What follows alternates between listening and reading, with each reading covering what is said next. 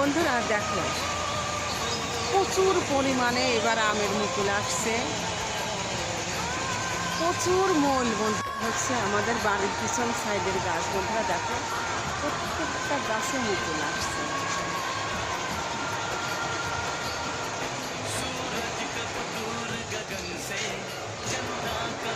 দেখো শুধু মুকুল আর মুকুল, প্রত্যেকটা গাছে মুকুল আসছে।